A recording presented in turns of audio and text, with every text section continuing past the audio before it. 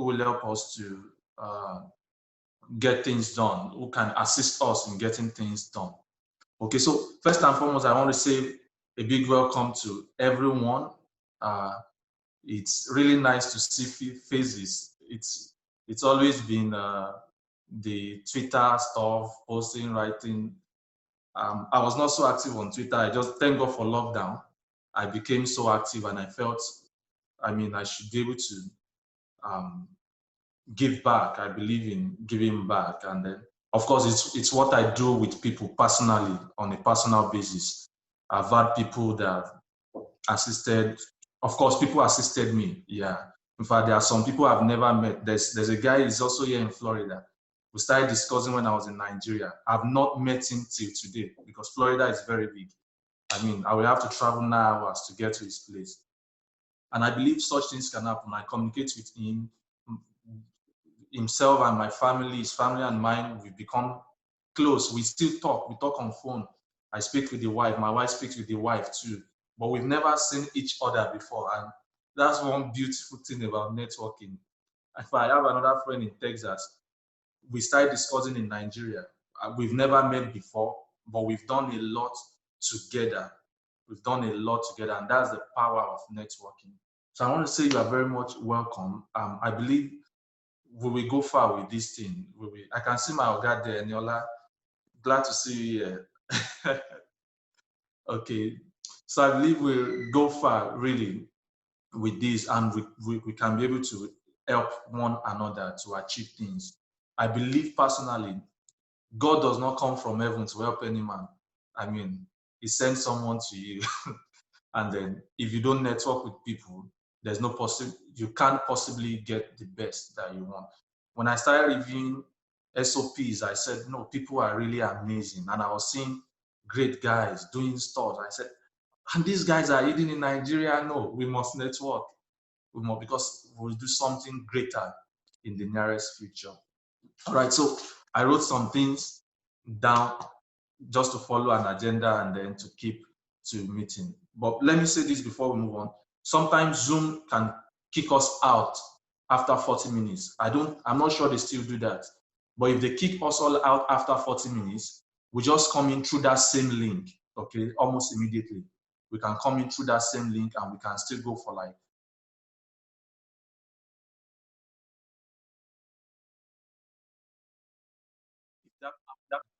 let's just click through the same link again, and then we come in back into the meeting. So I want us to introduce one another. You would want to tell us what you studied, where you studied. You want to tell us what you are doing presently. You want to tell us any future plans on career, majorly career, yeah. But of course, you can tell us about projects you are undergoing. Some may have, I can see some people on my timeline who do some very beautiful work in Nigeria, some advocacy work, some coding, whatever, teaching coding, teaching students, all those stuff. Tell us such projects. And if it's marriage project, to tell us. Or any other thing you just want us to know. And then you can tell us, of course, any difficulty that you might need help with, either from people that you think people can help you. Okay. Someone just sent a message. That's fine. All right. So you can tell us any other thing you want us to know. Tell us difficulty you are having. Of course, in everything we do, we face difficulties. Yeah, we face difficulties. So you can tell us any difficulty you are having that you can need people to assist with, not necessarily financially. It may be any other thing that you want people to help you to put their own, just to assist, either spreading the news, either getting people to help you to get things done. When I was in Nigeria, I used to do some things with people. So I always have people around me, young folks that will move around. I would say those things when I introduce myself. And any other thing you want us to know about you. So let's just start that way, and we will pick it up from there. So who wants to go first? You want to tell us about yourself, what you studied? I'm coming again because of those just joining in. What you studied, what you are doing presently, advocacy work, job, studies, or whatever. plans on career. It may be projects too, things you want to do. Okay, it may be um, anything, any project. In fact, maybe marriage. Says, I'm looking for a wife. Oh, you can get your wife. You can get your wife here too. All right, and any difficulty that you think you need help with, or any other thing you want us to know about you. So, who wants to go first?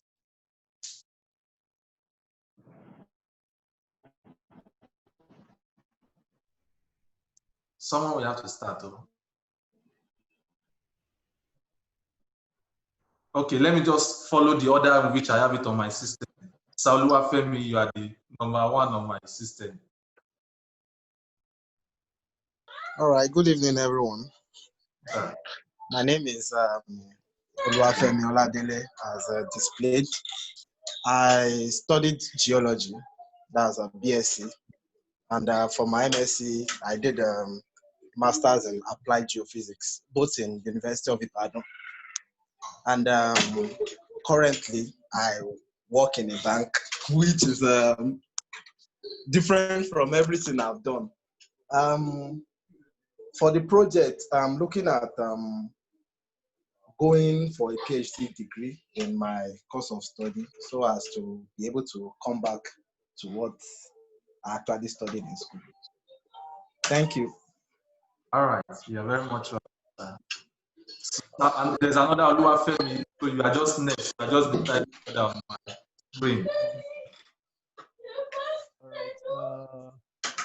Okay, I will say good evening to everyone from here. I'm Oluwafemi Shanumi. I had my first degree from FUTA, and where I studied metallurgical and materials engineering. Please, can you hear me? Yes. Yes. Okay. Yeah, I studied metallurgical and materials engineering. Then 2017, I came to South Africa for my master's at the University of Johannesburg, where I studied metallurgical engineering also. Presently, I just enrolled for my PhD also at the University of Johannesburg, but now in chemical engineering. I started late last year in chemical engineering, and my research is actually focused on lithium-ion batteries. Wow. So that is what I'm working on, and it's been an interesting journey since late last year. In the process, I'm still also seeking for better opportunities. Also, it's part of why we are also networking and the likes. So thank you very much. That's just a brief details about me. Wow, that's beautiful. There are so many Nigerians in South Africa. I mean, Yes, so many. I would have been in South Africa too, but I ran away from one supervisor that I've not seen, and he wants to choke life out of me. Wow. All right. So the next person, Alabito Sinma. Miss or Mrs. I don't know, please. Good evening. Good evening. Good evening, everyone. Can you hear me, please? Yes. Yeah, we can hear you. My name is Tosin Alabito. I had my first degree from OAU, Obafemi University. I studied home economics education, and I'm currently serving in Oyo. I can't hear you. You did what? I can't hear you. Sorry. Hello, can you hear me? Hello? Volume, please. You can just try to increase the volume. Just try to speak more.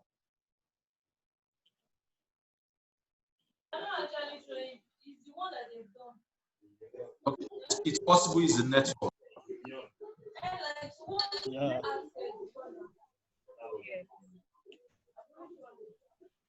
Can you hear me?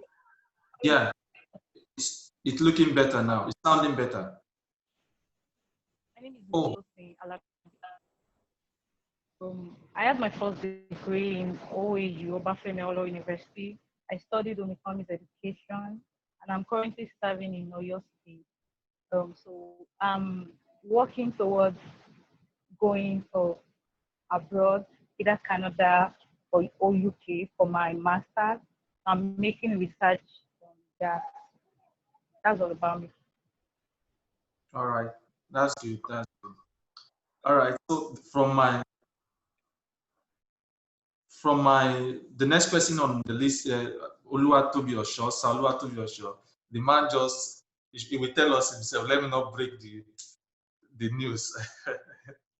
Am I telling? Okay. My name is Oluwatobi Osho.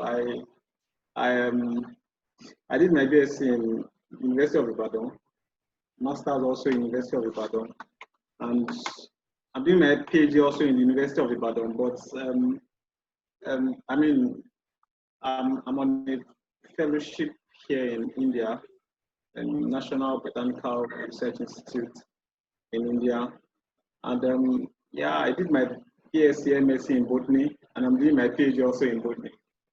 And my research work is basically on botanical digitization of a particular plant family. So I'm using molecular tools, anatomical tools, and a bit of artificial intelligence, in identification of plants.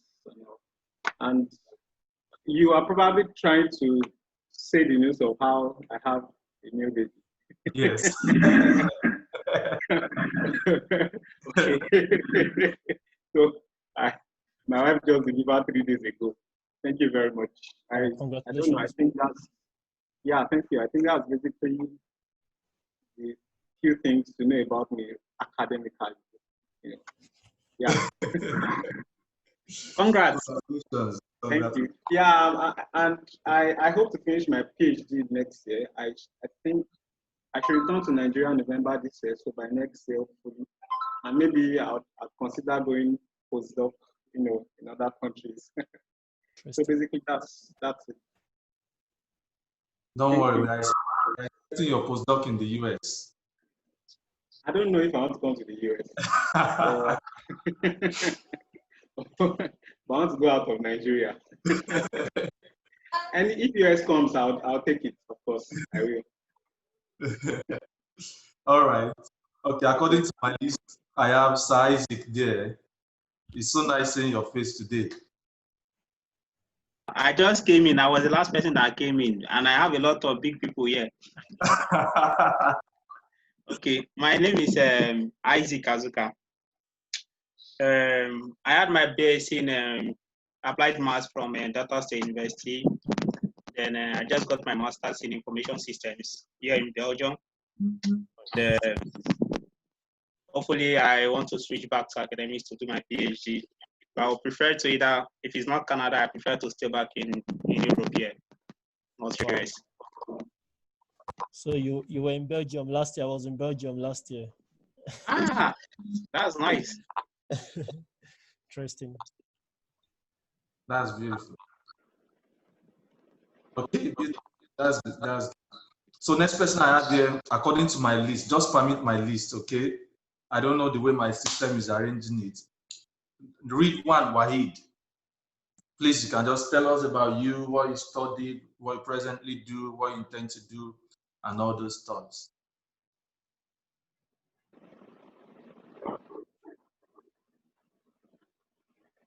You are muted. Okay, let me just.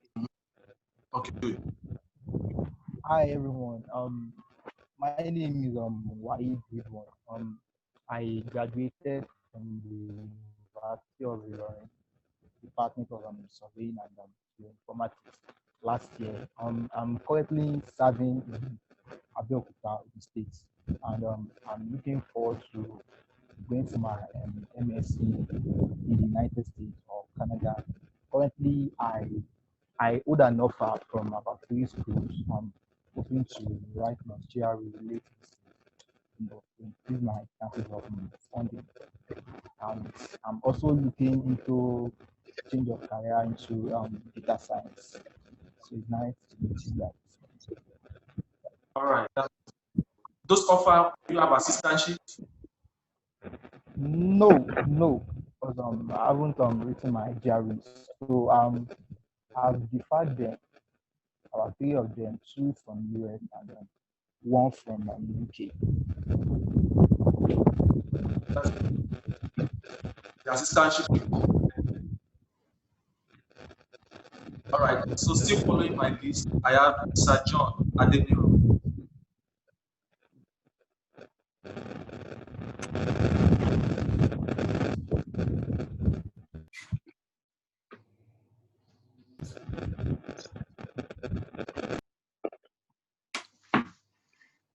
You are okay. Let me unmute you. You are still muted. Okay, good.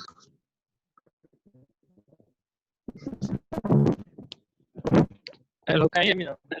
Yes, yes, we can hear you now. Oh, okay, all right. Good evening, everyone. I'm glad to be with us. My name is John Adeniro, and I had my bachelor's degree in electronics and electrical engineering from LAUTECH, Ladoke Akitola University of Technology, Ogbomoso.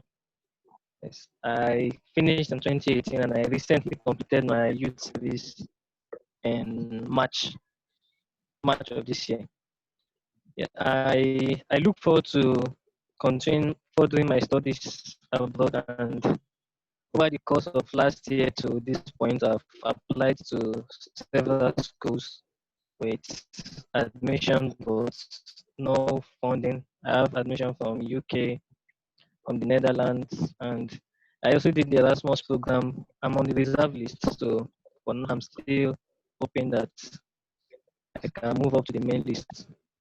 And my research interest is basically on optical communication and machine learning applications in 5G technologies. And I'm actively involved in research and also volunteering activities. I'm passionate about education and literacy across youth, majorly in rural communities and underserved areas. And so I volunteer with some organization. I'm a member of Yali Network and some other like that. So I look forward to, while I'm still waiting for possible fundings abroad, I'm also considering schools in the United States. And so I'm still planning on working towards my application this year. So, and to add the side notice, I'm actively involved in coding, software, in Python, machine learning, and data science. So that's it about me. Thank you. Okay, beautiful. You are very much welcome. You're very much welcome. You're very much welcome. All right, funding will come, I believe. We will discuss funding. Why are people getting admission so much without funding? We will discuss that too. Next person on my, according to my list, please permit me. Sir Samuel, my namesake. Okay, hello everyone. Pretty much my name is Samuel Arau. I had a bachelor's in biochemistry from Futo. And then I served in Kanu. And then I went further to pursue a master's in food science at UBC in Canada. Currently, I work as a food safety and quality assurance person, but I'm hoping that by September 2021, when I get married, I'm going to start the PhD, hopefully anyway. So I have other challenges with the PhD in the sense that I don't even know how someone does it, but the funding is small. If you're an Igbo boy that has family problem, it's a level of challenge. But yeah, hopefully, I'm hoping to start the PhD anyway. Maybe then I'll have a PR, so the feasibility, so I'll have more funding and stuff. So yeah, basically that's it. All right. That's beautiful. You will get married and do PhD. And the truth is, the time will pass and you will forget that, how did I even manage? I mean, Sir Oshona can testify. Thank God I'm not the only one in it. Okay, so according to my list, I still have Oluwatomiwa. Just please permit me to follow my list. Yeah. Oluwatomiwa, just, I'm omitting you.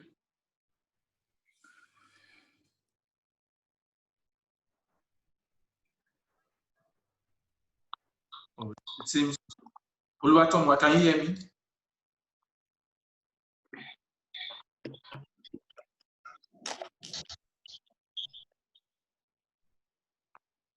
Okay, I think I'm not sure. I'm not sure if you can hear.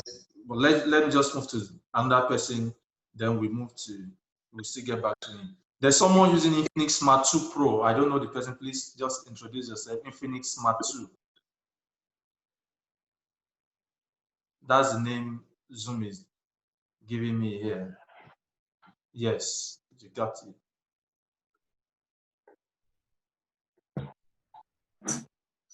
Please unmute yourself. Okay. Good evening. Good evening. My name is Atonda Toyiba Bidoni. I hold a bachelor's degree in forestry and wildlife management from the Federal University of Abeokuta. I've applied for several scholarships, still not unsuccessful, but I'm still trying, not giving up. I hope very soon God will do it. Presently, I'm interning as a graduate assistant at the Forestry Research Institute of Nigeria.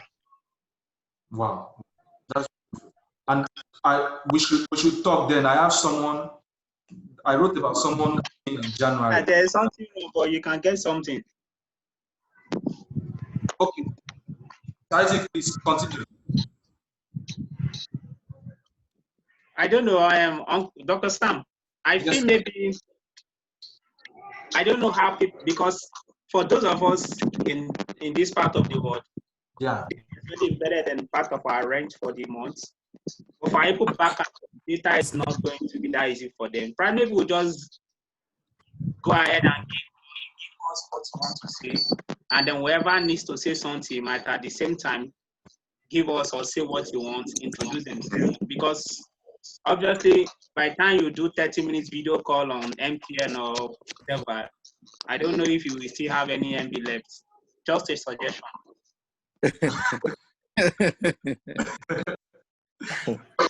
Okay.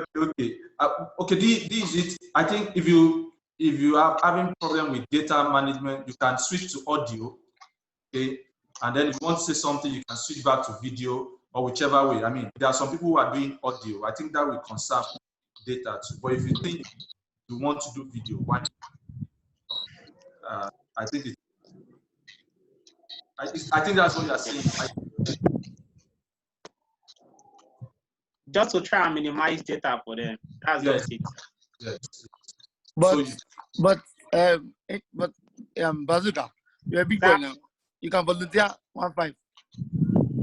That's you can volunteer 1.5 to 10 people. Don't let me leak your house, this man. Keep quiet. Don't look for my problem.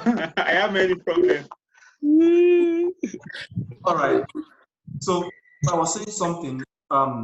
You just introduce yourself. I think you can contact me. I have someone who I was writing about someone on Twitter today who just entered US spring semester in January.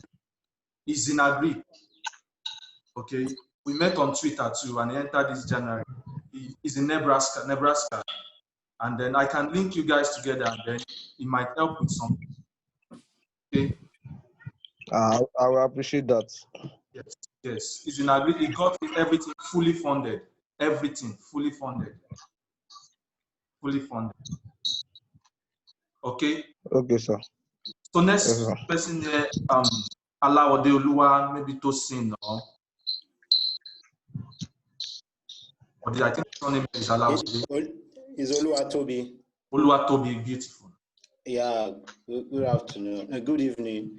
I think you've been the morning over there, and wherever we are, good morning, good afternoon, and so on. And good evening. Yes, I think so. We are in the evening in Nigeria. So, like I said, my name is Alawode Oluwatobi Abel.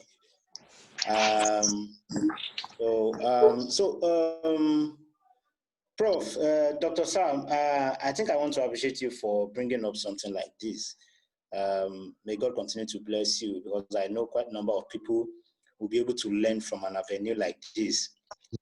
And it just gladdens my heart that someone like you wants progress of so many other people. You know, there are people who have gotten this kind of opportunity to get full funded scholarship to study outside the country, and you know, you won't even hear from them on how they did it. They will just continue hiding and be telling you different stories. So thank you very much for. Yeah, that's what they will keep saying. I have someone like that who is already an assistant professor currently in the US, and till today he will not even tell you that this is what he did. Thank you very much. So for my background, so I'm from Osun State. I have a master's degree. I have a bachelor's and master's degree in demography and social statistics from Obafemi Awolowo University, and currently I work on a Bill and Melinda Gates funded project in Southeast Nigeria. I cover about 2 or 3 states in the Southeast, precisely Imo, Abia, and Anambra states. So basically, I work as a research monitor and evaluation person, supporting technical activities in those 3 states. And by the special grace of God, I will be starting my PhD very soon. I'll be starting my PhD very soon. The coronavirus got nothing on us by the special grace of God. So my resumption has been shifted, but I hope that very soon I will surely start. So that is basically everything I think I need to share with you guys about me. I think you are coming to UF now, University of Florida. Yeah. I'm coming to UF. UF, yeah, beautiful. All right. Okay, so the next, according to my list, Kenny Davis.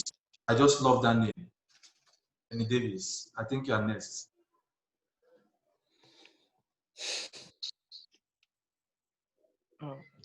Hello, good evening, everybody. Good evening. Good evening. My name is Ken Davis. I am a graduate of accounting from. Hello, can you hear me? Yes. Go ahead. I can hear myself. Okay. I studied accounting from Ekiti State University. All right. Since I studied accounting from Ekiti State University in 2013. And since then, I have been working with RCCG as an accountant. So, and I'm also involved in several projects, including an NGO, a charity fund organization, and also I've done several things on data science to trying to look at how we can use data science to solve accounting and management problems. So these are things that I have involved in presently.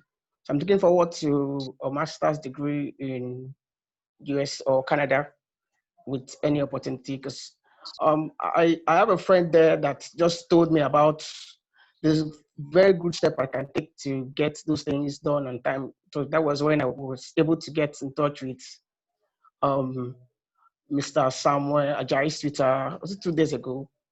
So, and with this opportunity to hear, I know that I can get a lot of information that will be very, very useful for me to prepare myself to getting admission into any of the universities over there. Okay, that's beautiful. It will definitely come. That's what I know. It will definitely come. Okay, there is someone else now. She just applied to my school. Miss Unma Anyacho. Sorry if I murdered that name. Please just forgive me. I think. Hi, good evening. Hey, see voice. So we cannot hear you. Sorry. We cannot hear you. Good evening. Sorry. Is it better now? Yeah, it's better. You already have the accent for the study. Yeah, continue. Sorry, I can't turn my video on. I'm having major anxiety and I can't face a lot of crowd.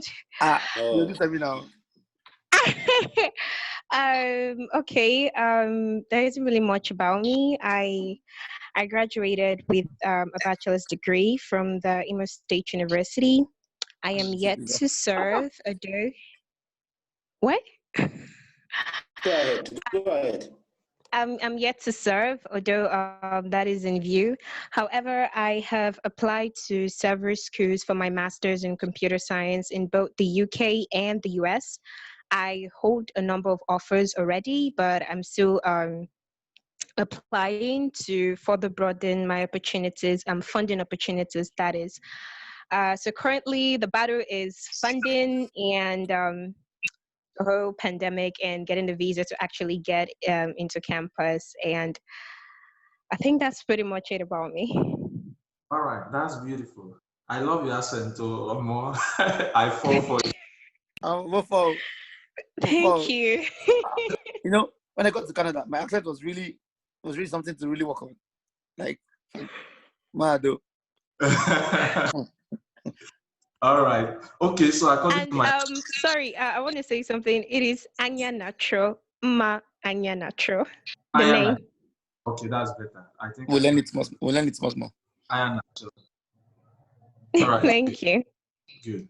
Okay, so the next person here, Miss Eniola, she's been doing amazingly too. I mean, let's hear from her. Let her introduce herself. Let's hear from her. Mama, give us video. Not this one, you have enough data. Hello, everyone.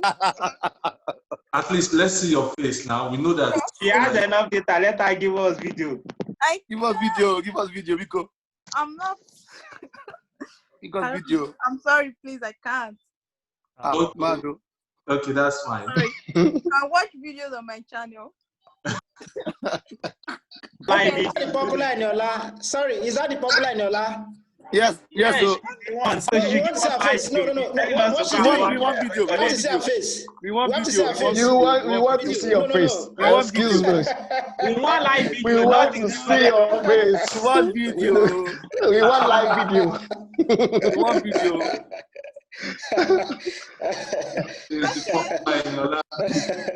Okay, but you can go ahead anyway. You can go ahead. There are situations that warrant Go such ahead. time. I had my. Can you guys see now?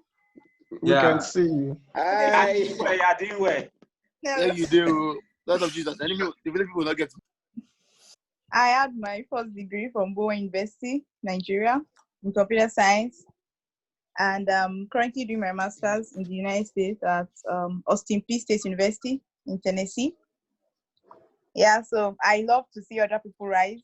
So on my YouTube channel, I try to make videos to educate people about how they can come here on full scholarship, because studying in the United States and in most other developed countries can be very expensive. So getting a scholarship will really make things easier, even if you have the funds. So that's what I do, and that's how I got to know Mr. Samuel on Twitter, and I was interested in participating in this Zoom chat and all of that. So that's just it about me. Thank you. What did you say you study? What did you say you Yes, study? Computer science. Computer science, okay. I'm interested in knowing somebody who studied something out of science. I mean, it's as if everybody here is science-based. I think someone has an account. I actually studied something out of science, but I'm going into science. I'm not science. I studied mass communication, but I'm going into computer science. Okay. I'm not a science. I'm not science. I didn't study anything science. Who are you? What do you study? I studied demography and social statistics. No, it's not science. It's social science. Social science.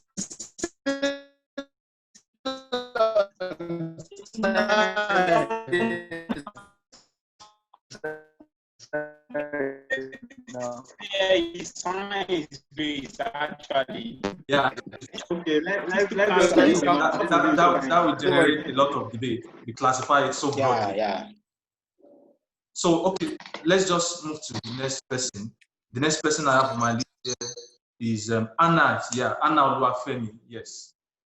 So you can unmute yourself and then introduce yourself. All right. Good evening, everyone. Thanks to Mr. Sam for putting this up. My name is Hannah Luafemi. I'm a graduate of architecture, Ladoke Akintola University of Technology.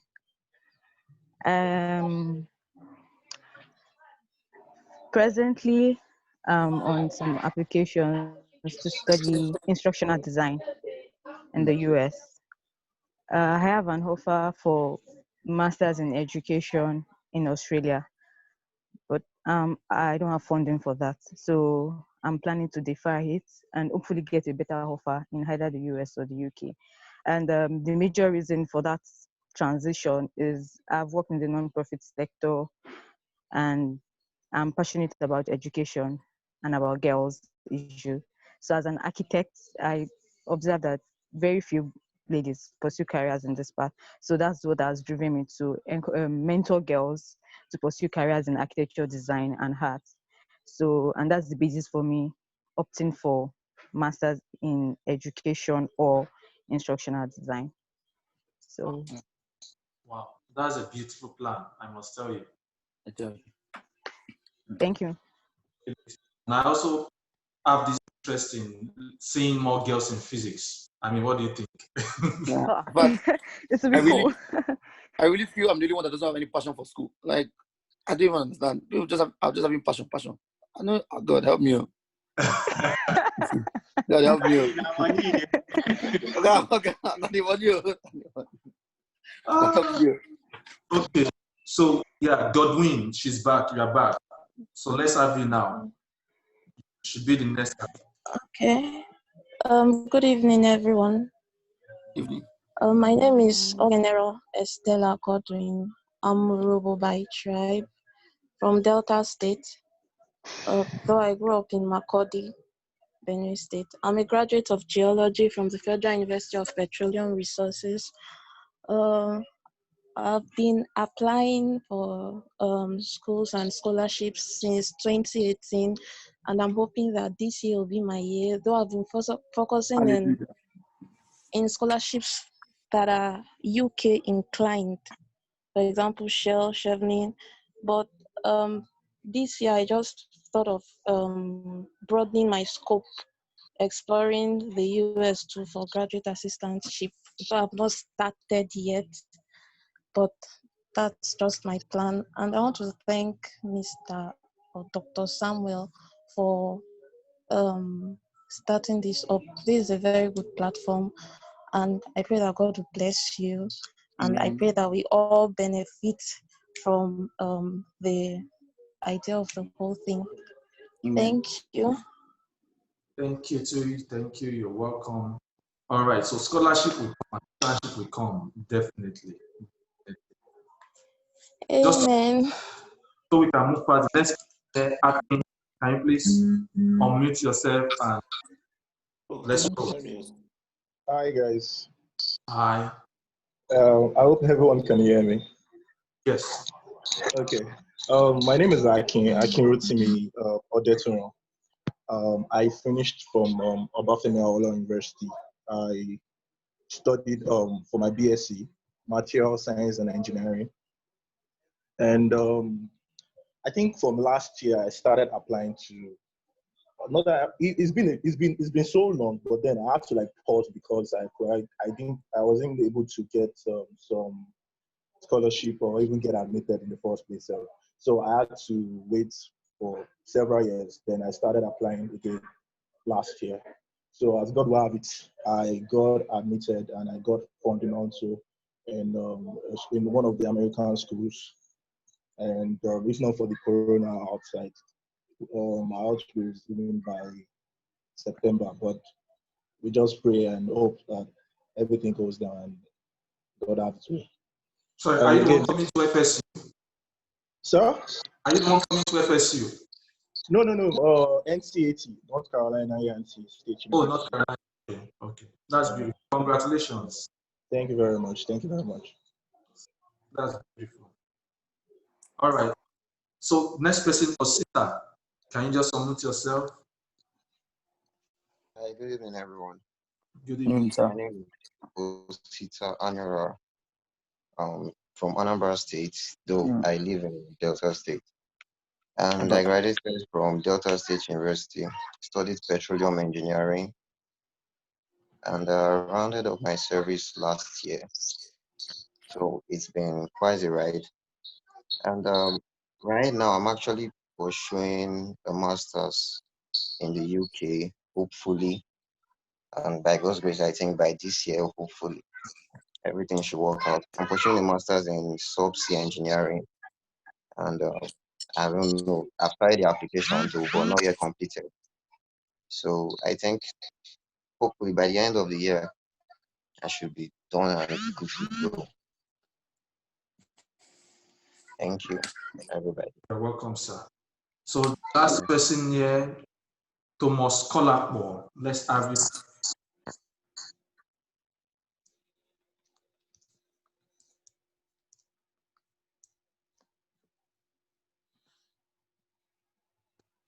Yes, the floor is yours, sir. Sir Thomas Colakbo.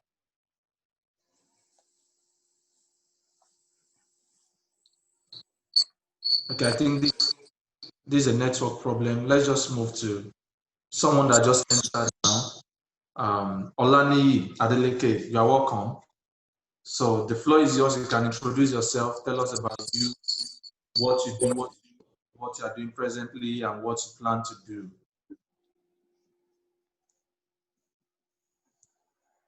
You can unmute yourself, Olani.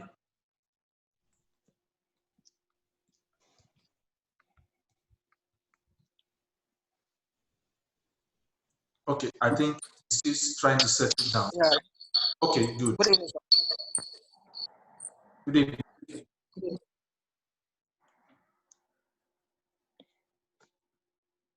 Yes, you can continue. The floor is yours, please. I think he's speaking already. It's just his network. Oh. I think it's his network. He's speaking already. Oh, wow. Network, imagine. We pray Nigeria will become something beautiful. Shalaba. Amen. Bro. Amen. Amen. Why we wait for the network and other,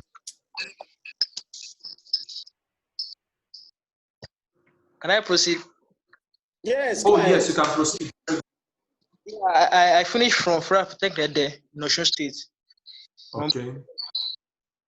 I've been following your thread on Twitter, and all what you have said, I've tried all my best. So I've made inquiry on the school that through WEX. I've noted some school down that by we are applying for it. So what is the name is that I'm waiting for this pandemic to be over. Because currently I want to go for service. So after my NYC, I want to make sure I get through it. I use it to have. That is the only thing that is delaying me now. Is it you are talking about the West evaluation, right? Yes. On how to do conversion, HND, BSc, conversion sort of, right? Yes. Okay. I don't know if Eniola has anything to say concerning this issue. I have a lot of people with this same issue, how you can apply with your HND, and West will help you in doing the conversion and all those stuff. Eniola? Can I say something? Oh, yes, Isaac. Yeah. The truth is, it might look odd, but that's the truth. In Western world, they don't accept HND. They don't recognize it. In quotes, there's an exception, which is US. Some US universities, they accept HND. Or better still, they max you to do a 1-year program, and then you get a BSc, and then you proceed to your master's. And they will tell you it is BSc. In fact, the website like UBC now, where Samuel finished from, I even checked. They even said it's a no. Same thing with Manitoba and all their schools there. While in Europe here, they don't even recognize anything HND, so it's even out of the way. Okay. So one thing I still try to advise some people, or like a friend I know, is if you can switch at OND, switch. If not, immediately after your HND, you can still do 1 or 2 years BSc. I know it's expensive. I know it's time consuming. I know it takes a lot of resources. But it also depends on what is your future goal. Are you planning to do something in the future as well? So that's basically. I have a contrary opinion. So before I got to Canada, I was looking out for the US because that was the place there was pretty much more funding and flexibility. I chose Canada because my parents were poor, so my scholarship in Canada would pay all my funding. I actually got the PhD in Utah, but I didn't go for it because I didn't have money to pay for flight and all those plenty things. But so in the US is more liberal in terms of education than any other place I've seen in the world. Now, when I advise people to do if they have HND, like I know somebody on LinkedIn that had HND and then did the masters in the US. I don't know if you get funding, but I'm sure that you can from an HND get an MS in the US. I'm so certain. So like somebody always say, there are about 3,000 schools in the US, and it's your job to start sending emails one by one, as many as you can lay your hands on, to see if they will accept you or not. No. When I was searching for schools that then, I was sending emails everywhere. My first email is, do you need GRE? Number 2, do you need TOEFL? Number 4, fund the day. Those are the basic. I get you. You were straight to the point. Those are the basic points I always look for. If you don't get them, leave me. I'll be waiting for God. Okay. That's what I said, that for US, with the exception of US, because they're very flexible. US university, some might take you directly. It's also a function of what did you finish from. You have a distinction in your HND. They might just take you directly, but we don't have funding. So US, they are very accommodating and inclusive. That's why I said with the exception of US. That's a very Canada is a very good country. BSc, and then Europe as a whole, forget it's only BSc they accept. In fact, Canada is so stupid, God forgive me, that they didn't even accept the tutu. Like they didn't accept the tutu. The honest part of Canada is that if you don't have a master's, it's difficult to get in to do their PhD. That's just on the applications I've made and some searching I've done, most of them will tell you they want, unlike US, where you can get a first class and then you move straight. So I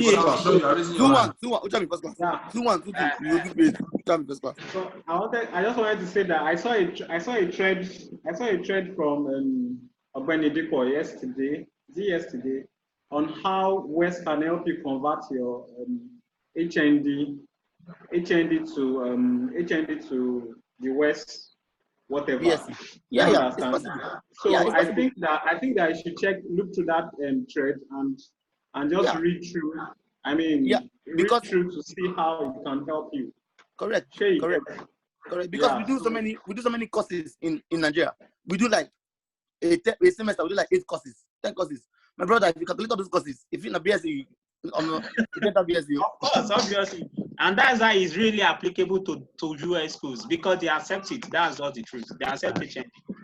But you just need to do your own work. That's the thing. Yeah, so I think what you should do, can I even see him? I think he has disappeared.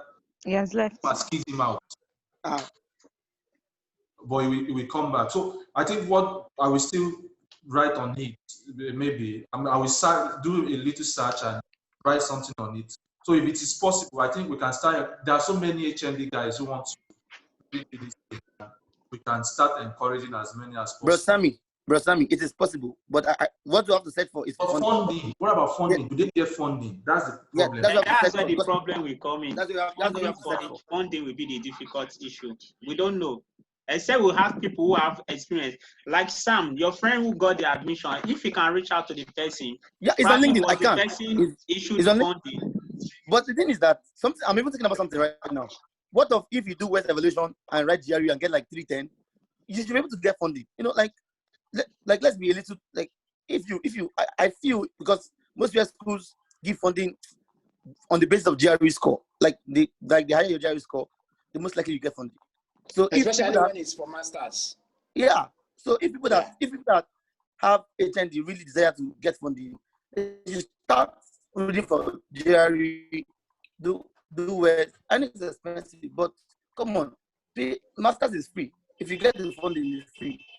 Like for instance, my masters was like 12 million naira. Where will I get 12 million naira from?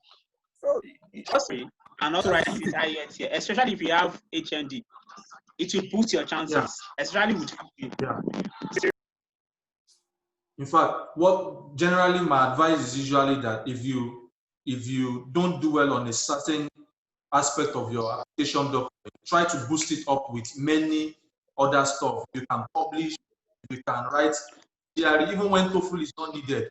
Write everything all together. So, Mr. Sam, I just want to share my little. I don't know. A lot of people can learn from me. Let me just quickly share.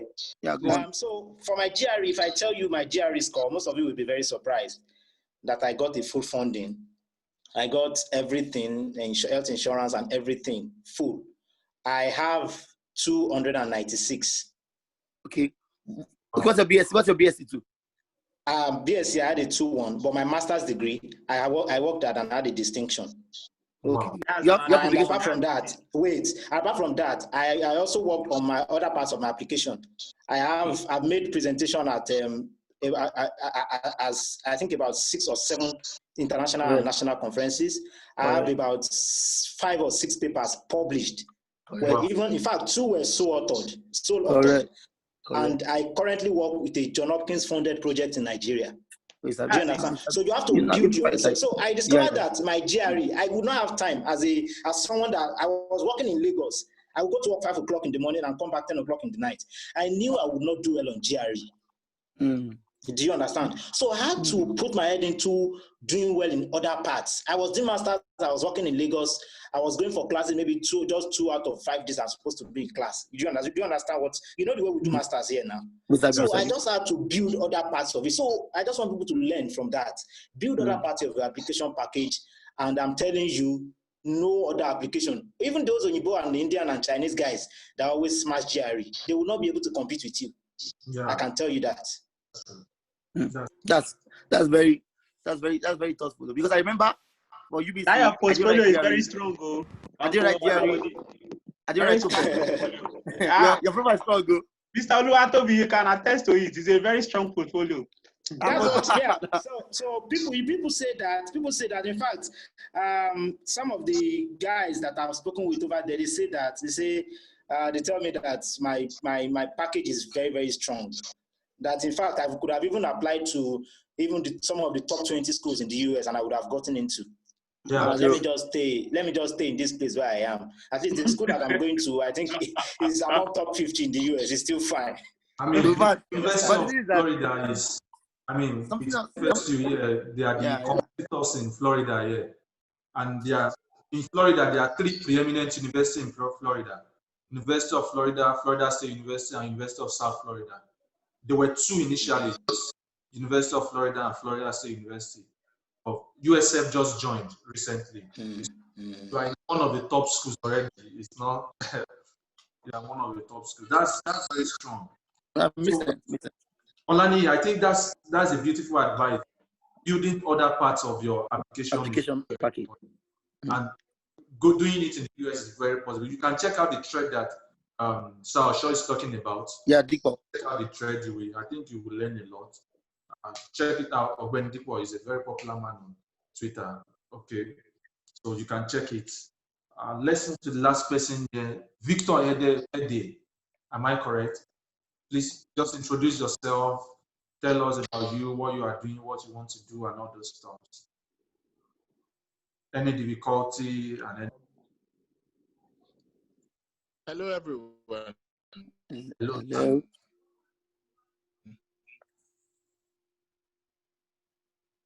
Can you hear me?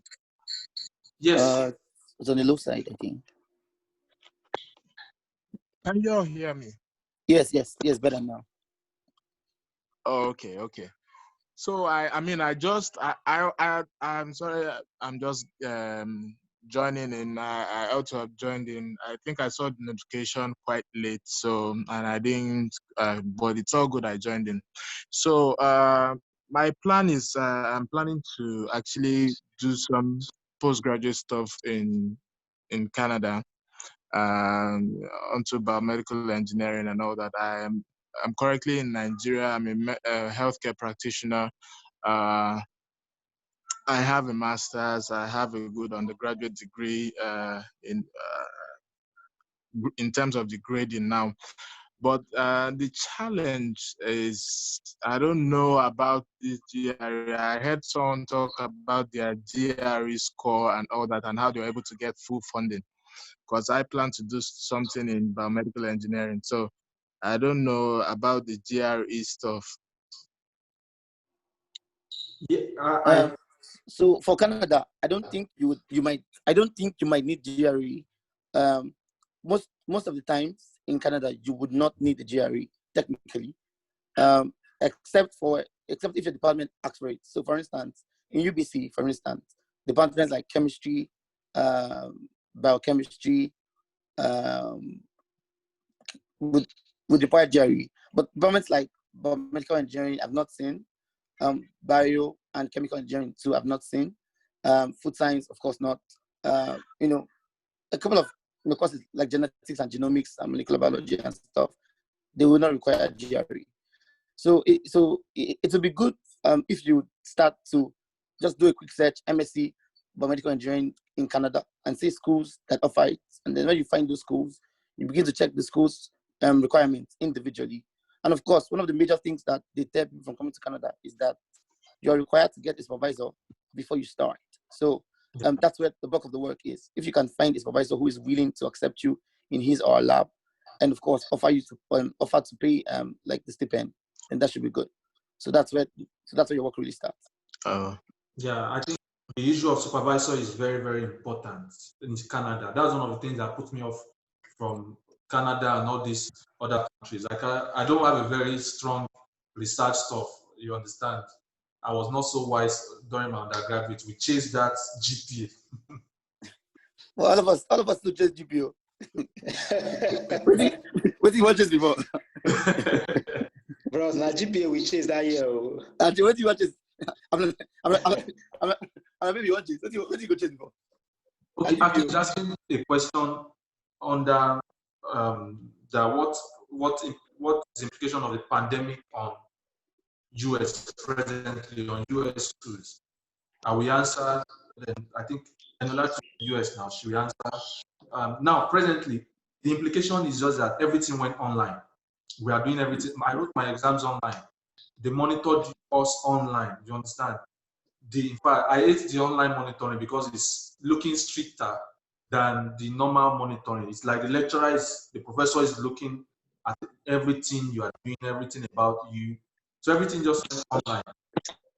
Even if I still go to school, even when I go to school to talk with my advisor, I'm in a room, she's in her office, and we are still doing Zoom meetings.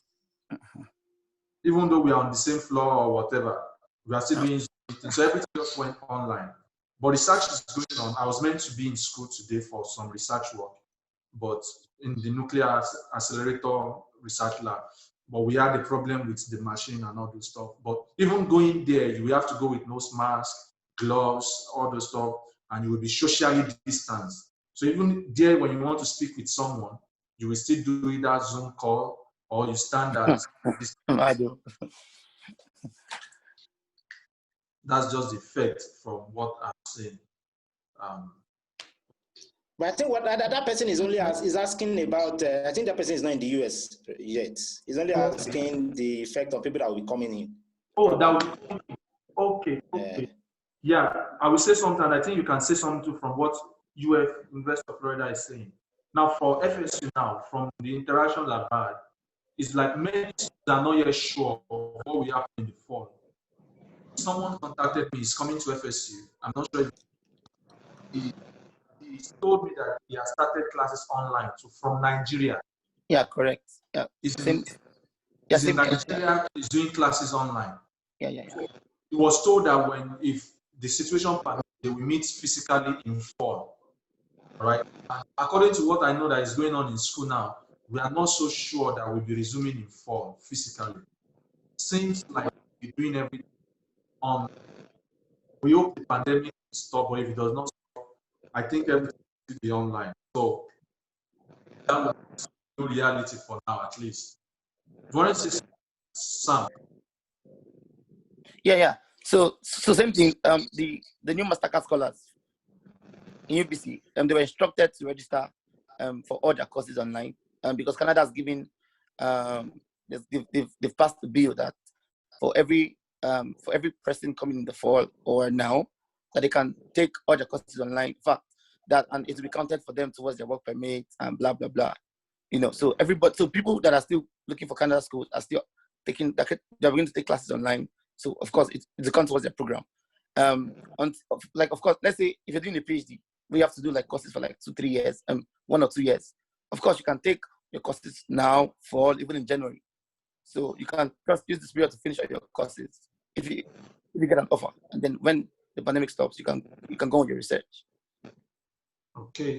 So for me, so UF has contacted me, and what the department is saying is that I won't be able to come in fall because of the station of things, and what they are saying is for the departments, they don't feel that graduate education is, especially for at PhD level, is very effective doing it online.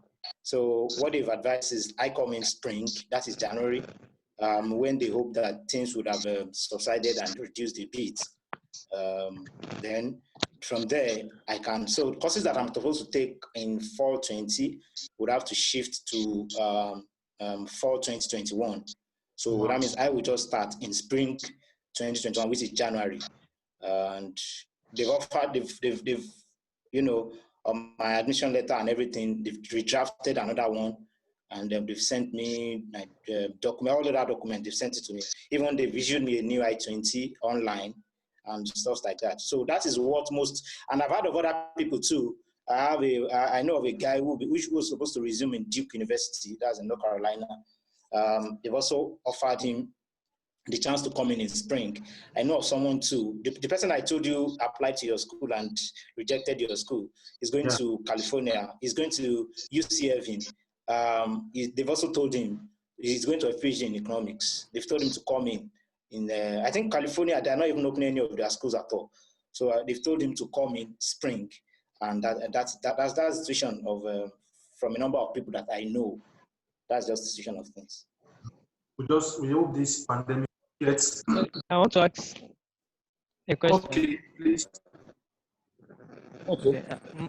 My question is, when I saw that some schools are waiving test scores like GRD and TOEFL, I have IELTS already, actually. I have IELTS, and I saw that they are waiving GRE, and my plan was to write GRE towards the end of this year. That is in anticipation of probably fall for 2021. So when I saw that some schools are waiving test scores, I thought of applying to some schools. I think I've applied to Illinois Institute of Technology.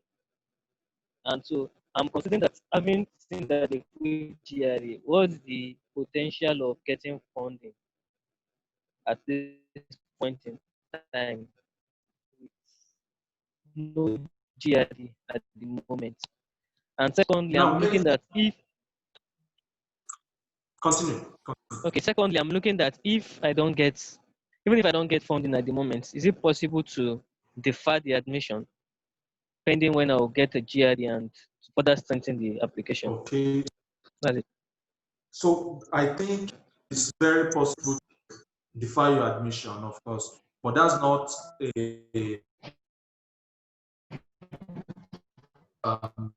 that there is no the probability that they will give you funding later is low because you are deferring. Now, what I advise is still go with your GRE. Now, that school you mentioned, I've seen many people receive offer from that school, but they were not given funding. I know it's easy to apply to free. I think it's free application fee, if I'm correct. Yes. I've seen many free application fee. Right? Yes, it's so free, no application I've seen fee. many people receive admission from the school, but without funding. Now, there are some schools that do that. They just want people. You can pay the money, they will accept it. Yes, without funding. But of course, you can try it out. Michigan Tech University usually too. They don't free application. Their funding is not that they are not so generous with funding. But I have a friend there in chemistry. He got funding. Why? Because this guy finished in Europe. He has written papers. I mean, Osho knows him now. Sadiq. has written lots of paper, he has written so much. I actually have And two then papers. I think if your profile is very strong, apply. Why not? Try it out. Use all your documents you have, include it there, and then let's see what comes out of it. Okay. That should not stop you from writing.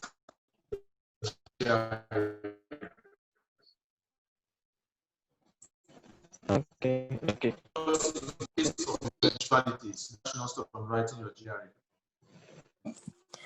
In fact, when there's something like at home now, and schools are waiving GRE, does it mean, because so I'm thinking, because if schools are waiving GRE because of the pandemic, in the sense that people cannot afford to write it, does it give any privilege to anyone who has it? Anyone who has school waiving it now may be only for this fall semester and spring 2021. I'm not sure if the pandemic does not continue. I think they will bring back the GRE. I see. Yeah, I think that's true. I think they will bring back the GRE. I think it's just now that GRE has even improvised that people can write it at home. That makes it easier for them to bring back the GRE. That's true. Yeah.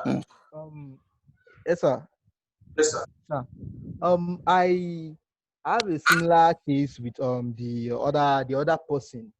So I got an offer from a school in the US. So because I couldn't secure funding, so I deferred.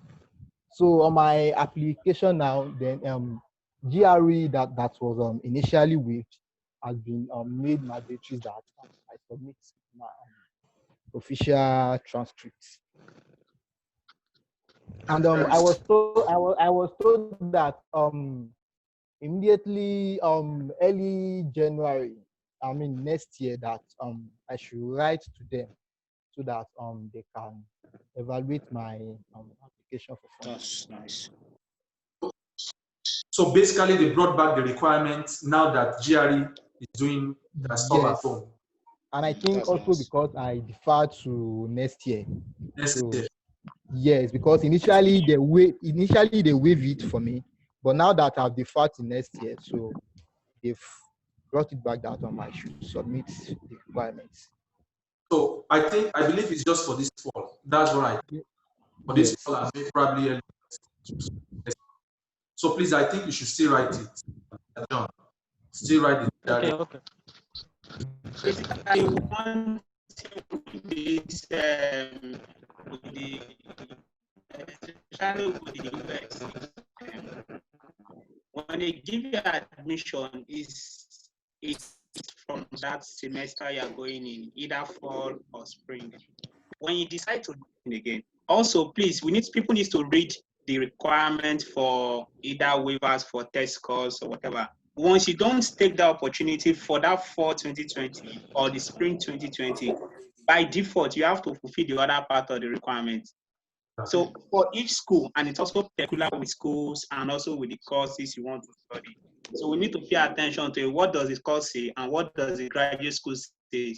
Will it also take effect if I defer this thing after this semester, or do I have to bring in the test course now or thereabout? So we need to also pay attention to that, because they're also changing things and also they're giving updates on the whole pandemic issue.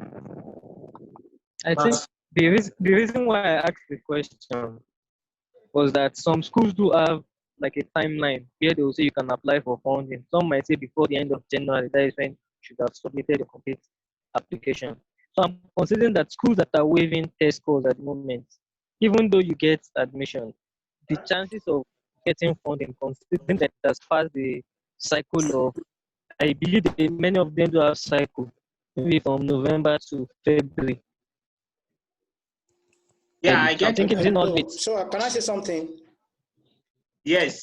Okay. So for funding issue, based on what I think I know, they used to give deadline for applications to be considered for funding. I hope you understand that. Yes. Yes. I hope we all know that. Yes. So so just a few schools would actually bend that rule. For example, during my application, I applied to about 7 schools, but when I finished my applications, I discovered that about two schools, I discovered that I did not, I think so there was, one of the schools, I was supposed to send official GRE score and one official transcript, which was coming from Nigeria. So I discovered that even after the deadline, which was January 15th this year, I discovered that my application package in those two schools were not complete because of those two items missing. But what happened was that the graduate code reached out to me. Do you understand? So I think those are the only situations that they can bend the rule. For example, UF that I got into, my writing sample was not included in my application package. But I think 3 or 4 days after the deadline, they still reached out to me. And so I just wanted to understand that for funding, there are deadlines. And in most cases, if you submit outside that deadline, it's very hard. Let me just put it that way.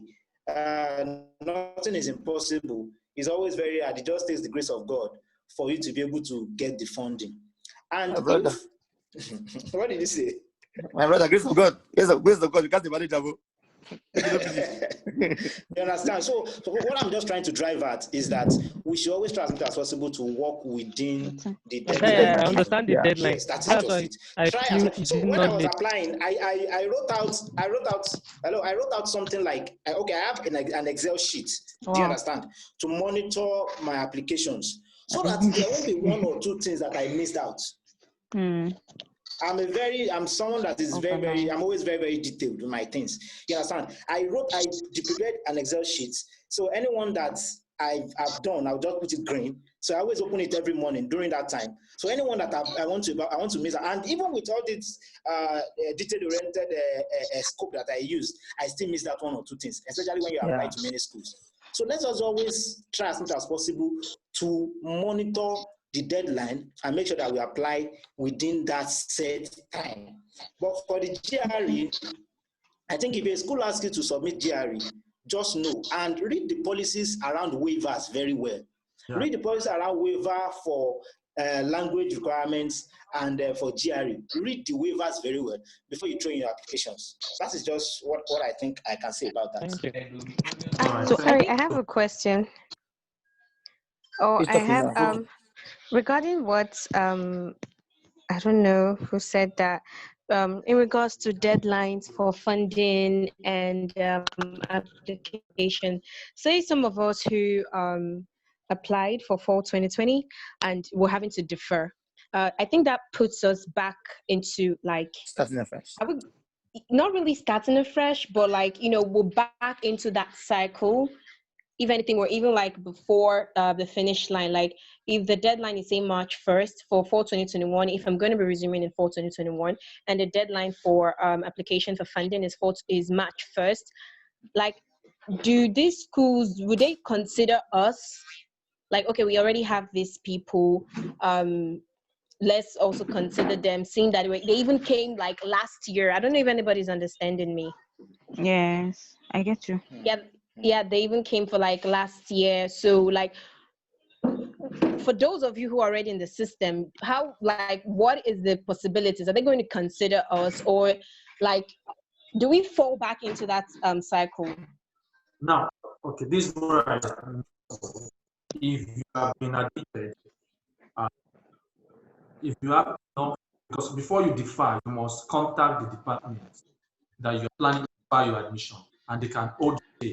I have a friend, he was in Tennessee, and then he had to finish his master's in Tennessee, and he had to do an internship for 5 or 6 months, and he was not able to resume in fall. So what he told the school was that he wants to resume in the spring, and they allowed him, and he has a space in that. Now, that's why you just ask questions. If the requirement change, you need to ask questions. Will I still be considered? I think I'm not sure if I've seen anyone who deferred and his funding was removed. I'm not sure. Yes, Brother Sam. Like there is a Nigerian guy just finished from my school. Yeah. He finished from UNN. he did his master's here in biostatistics and bioinformatics. So he applied for applied statistics in the US.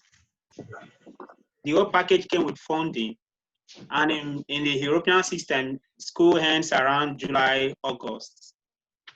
While school in US resumes in August, but schools here in Europe resumes in September. Yeah. The problem now for him that he is to resume in, because the funding was supposed to resume by mid-August for maybe showing around where he has to get his work done, his workstation and everything. But he couldn't resume at that point. So he wrote to them, to the department, that he wants to resume in January, since his results will not be had by that August they're talking about. Unfortunately, they said, yes, he will be admitted, but they're not guaranteeing funding for him.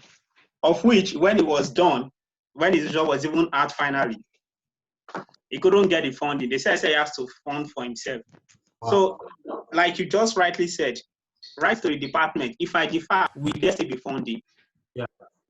So you don't get stranded. Some will say yes, you get funding. Some will say no, but we'll still give you the admission. So, but don't write to them. Okay, I'll just say something about what Isaac just said. Isaac, you are very, very correct. So in my case, you know, so at first, when it was looking like, so when the department contacted me, they said, so they sent me a study plan to start in spring. They said they discovered that visa might be issues across many countries, because it's like some of their students in India have reached out to them that they are not getting visas easily.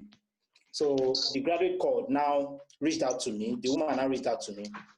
She said, will I be able to come in spring 2020 if I'm unable to secure visa to come in this coming August? I said, I've not even started working on my visas because the consular in Lagos and Abuja are not even opened yet.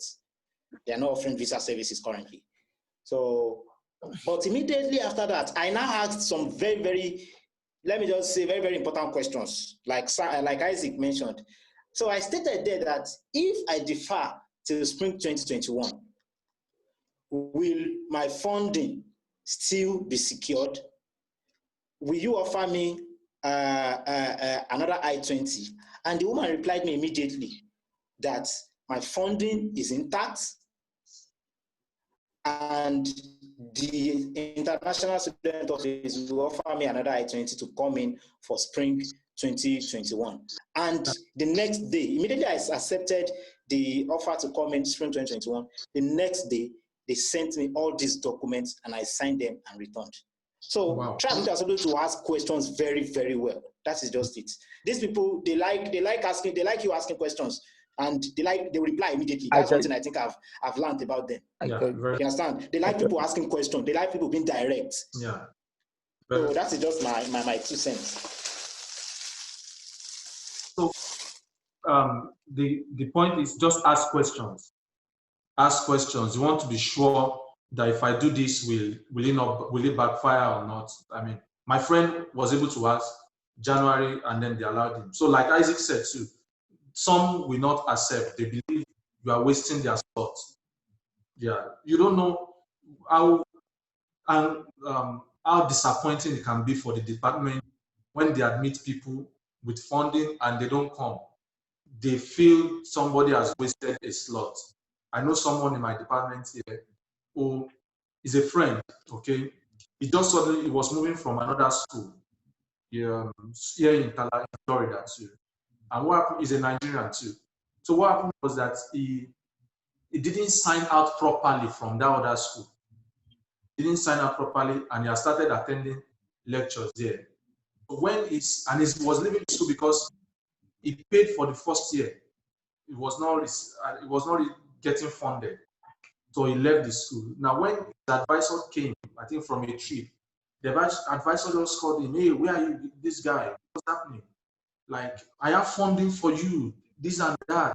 And then he just discovered that his registration, everything was done for him automatically because he didn't sign out properly. And then he has signed in this way, he has started receiving money. And the advisor called him that he has funding for him. And he has started moving places. I mean, he has started moving to places when he was in first year, he has gone for internship. He did his internship I think somewhere in California, somewhere very beautiful. Through the influence of his advisor, I mean, he now had juicy offers.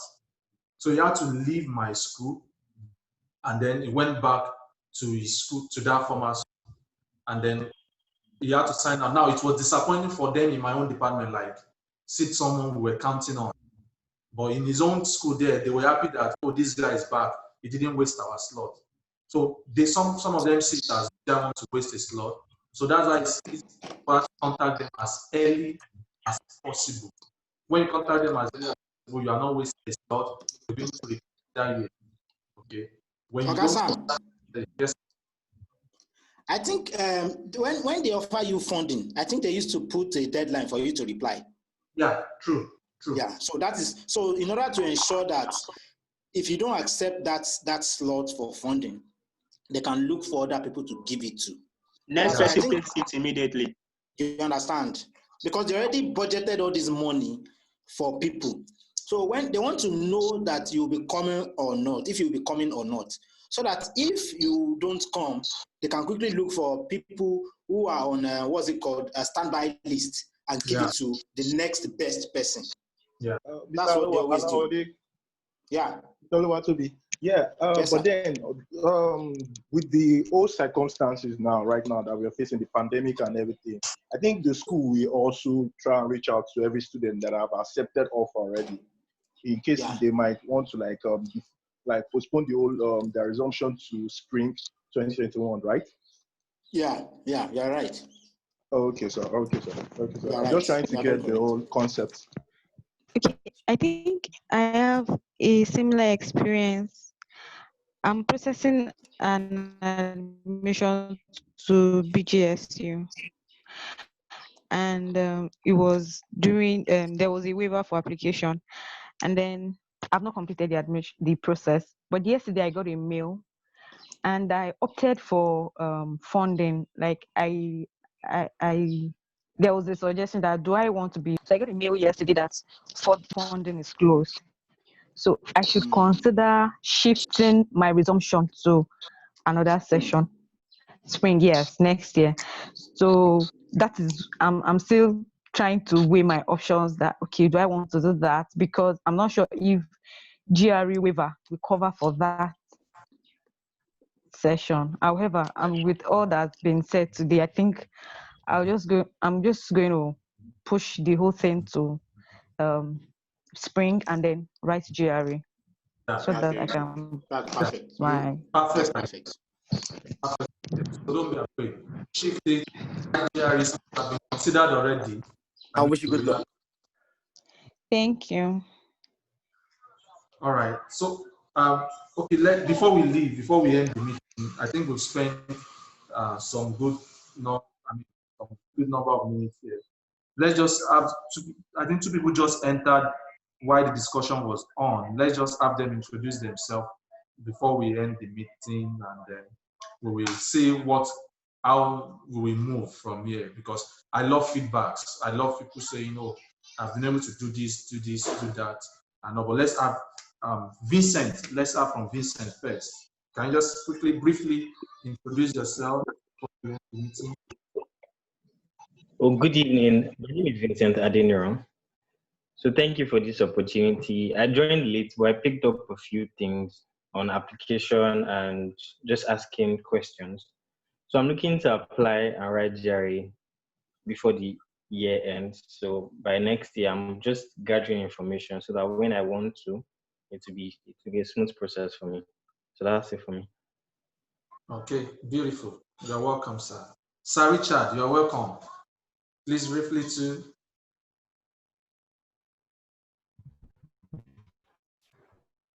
Good evening, everyone.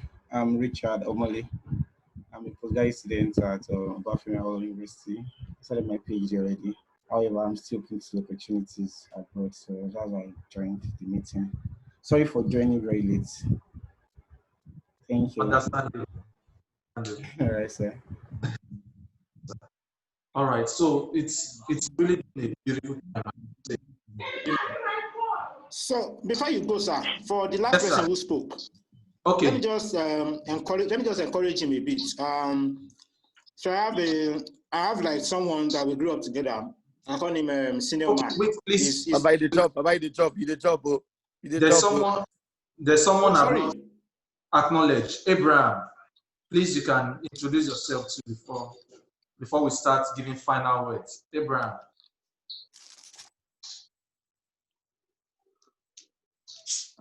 No. Okay, I think it's not able to connect to the audio. You can continue. So let me just encourage that the guy who joined, who is on his PhD. So I have someone like senior man. He started his PhD in Obafemi Awolowo University elect department, and you know the way people want to frustrate you, the way all these impostor things, and you know all these problems that they give graduate students. This guy left his PhD in Nigeria in his second year. And currently, he's about to complete his PhD at FIU. You know FIU, Ogasam? Yeah, I know FIU. International University. He's about to complete his PhD at FIU. I think he will be finishing this next year, 2021. Wow. So I'm just encouraging him not to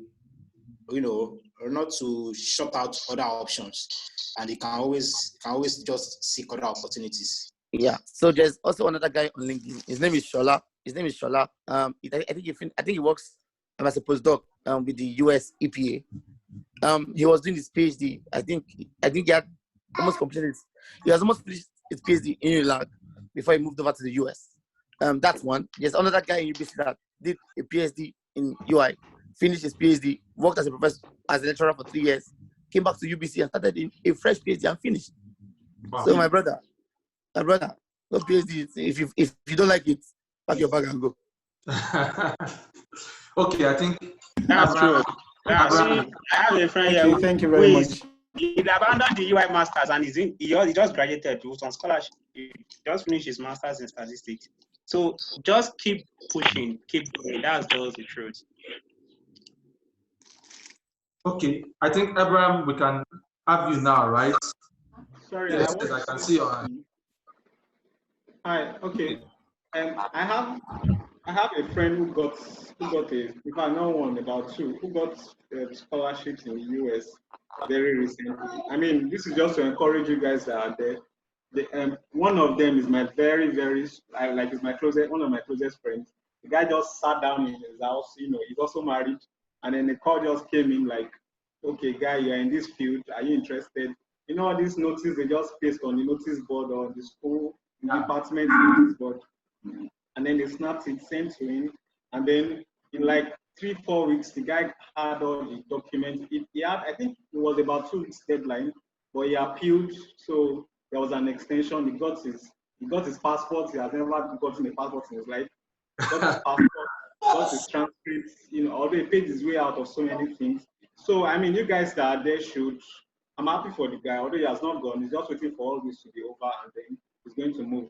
And it is fully funded as well. So you guys that are there should also, you know, if you find such opportunities, there are people back home who might be interested. I know you guys do it, you know, but don't stop. Sure, you understand.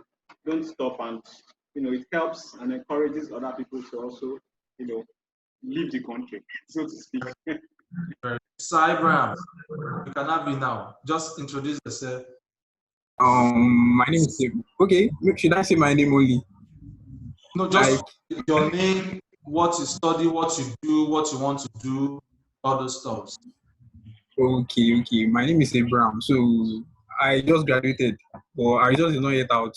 So I'm a student of Federal FUNAB. So I studied chemistry. So wow. I'm planning to study in the US too, but not in chemistry. So I'm still not yet decided on the course I want to pursue, but it will be it will be related to engineering, but not chemistry. Why not chemistry? Chemistry is so funded, like they are envious of chemistry because they are so funded. Chemistry is difficult. That's why some people try to move away. No, it's not because it's difficult. It's just I don't like the practicals. That's it. No, Nigerian person no.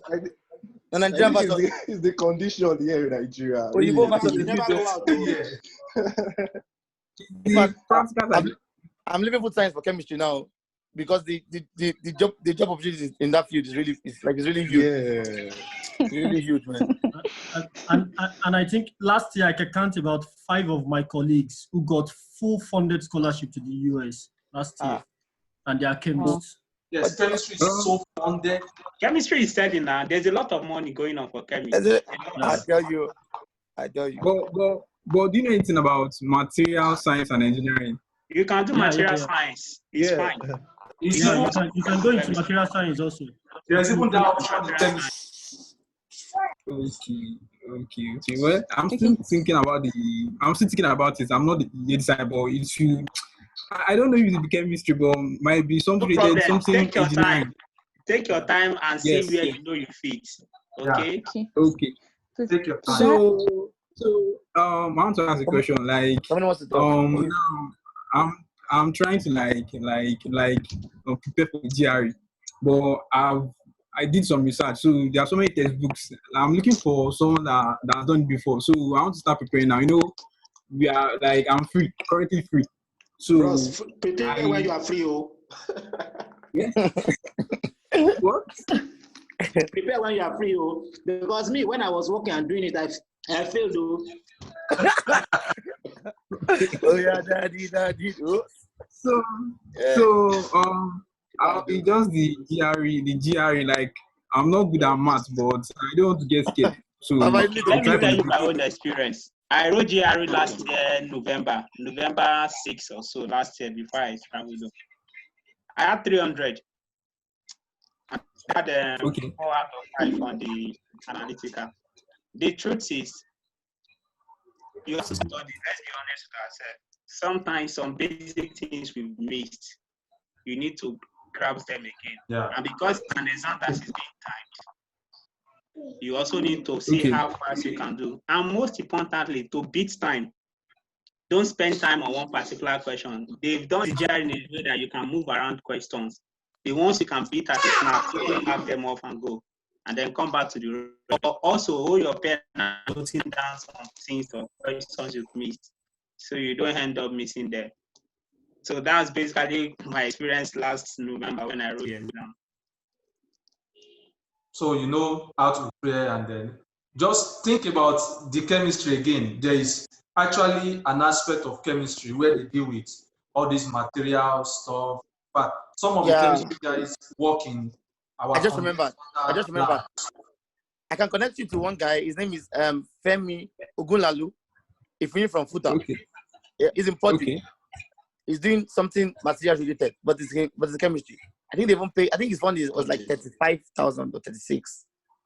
Wow. And the guy didn't write GRE. No GRE, no TOEFL, no blah. Follow him on Twitter. I'll quickly hold his leg for Twitter and quickly get to the DM. The guy doesn't do Twitter, self. The guy is a pastor. No, they do Twitter. Now only Facebook. Nah, bro. Let's sound this thing so you can link. So I can link you up with. Yeah. Just send me a DM. I'll tell him that you reach out. Sam will link you up. Dr. Sam. Okay, maybe I don't know. Okay. Dr. Sam, please, like, how often can we be having this sort of meetings? We can decide it. Okay, I'm coming. I want to get a speaker. I have it. Yeah. Okay, so quickly. So we will decide how often we can be having this. Actually, I think it's beneficial, so that we don't take so much time today. So that we don't take so much time. I can understand some people are conserving data and all those. For me now, it does not. For some of us who are not in Nigeria now, we know that we can continue for as long as possible. We may not feel it that much, but some people are actually conserving data. So we want to put those into consideration. And very, very soon. I have a quick question. Okay. Yeah, can I go on, please? Yeah, go on. Yeah, I've heard different people talk about number of applications. I've sent you a DM before. I don't know if you can remember. I did 2 applications, and I wasn't so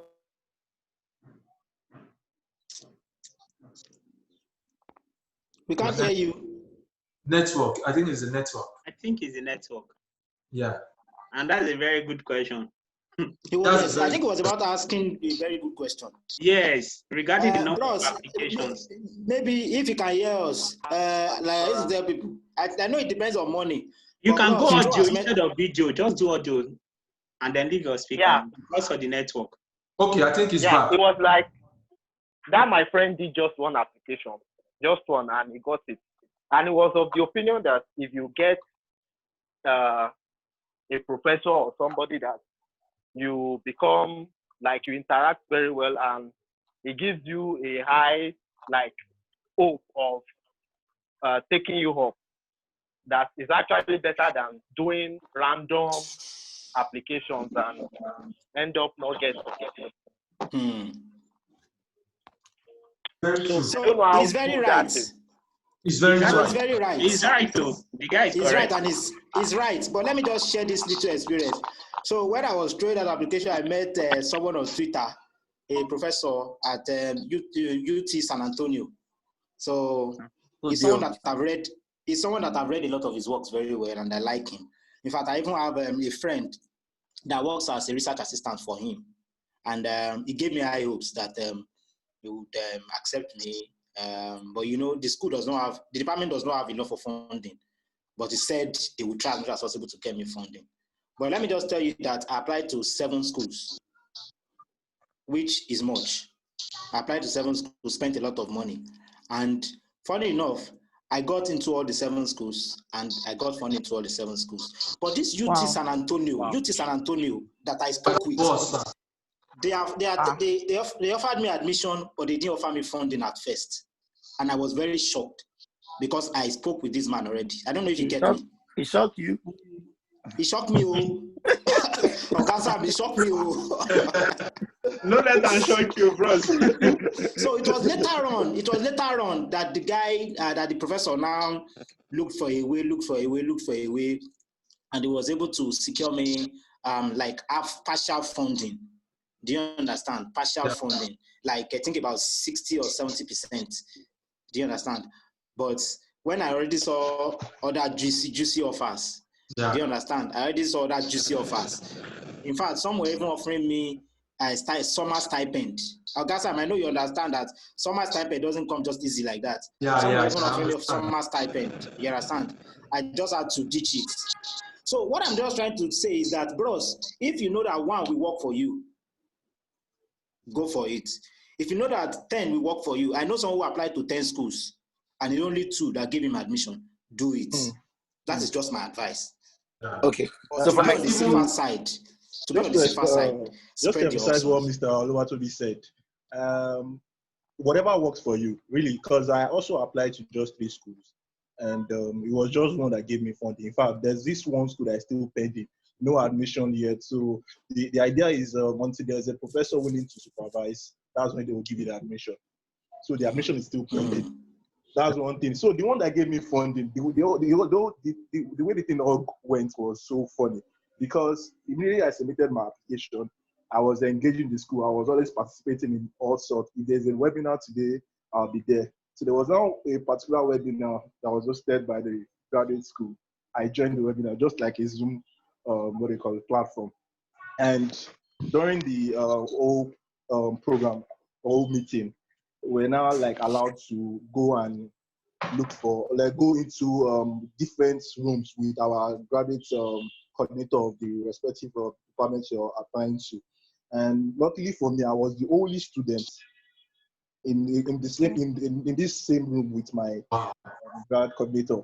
And we got talking, and he asked so many questions. He was asking if peradventure I get an admission today, would there be an issue with the consular or the consulate or stuff like that? And I told him my mind. I said, really, if I don't want to have an issue, I think funding will go a long way. And the guy said, okay, that they will get back to me. That even in fact, I'm on the priority list. Wow. That I like when he saw the credentials, because he was also going through my details when we were having this discussion, and he said he will get back to me. And I think it took about 2 months, but then I was in close contact with him. The moment I got the admission, I also went as far as emailing every lecturers that has that their research area That's aligns with wise. mine. That's very wise. And this same graduate coordinator, I think he saw that same mail and remember that this was the guy I had this talk with. So I felt at that point that he forgot that we had a discussion, but thank God for the mail I actually pushed to all the lecturers. Then he got back and said, I've been confirmed for, do I accept this offer? He mentioned the whole, breakdown of the cost or the fees. And immediately I just went ahead. So I think it's just doing what works, and you really don't know what might actually work. And we have Mr. Alawode applied to 7 schools. Just you can do that too. I know friends that have applied to 20. Yes, I know a friend that applied to 20 schools, and at the end of the day, he got 2. So you could be lucky. Just I don't know, try and because me, I didn't have enough money for all this application fee. I applied to 3, and I was hoping that maybe probably I'll just go here and there and try and get money and apply to more schools. But while doing that, I was also trying those pushing mails to lecturers, talking to them and stuff like that. That's very. I have a question. Yeah. Okay, my question is in reaching out, because I've observed that it seems like everyone that has been reaching out to lecturers, it has to do with research. So peradventure, I'm not interested in research. I just want to do coursework and then get out. Where is my place? Because most of the research. Is there anything like just coursework? Yes. There is There is for US and Canada. Programs like that. For US and Canada. Okay, is it masters, right? Yes. Masters. Yeah, masters. Oh, but you still have to do research now eventually. Anyway, for some, like for US and Canada, you can either do thesis masters, or you just do coursework.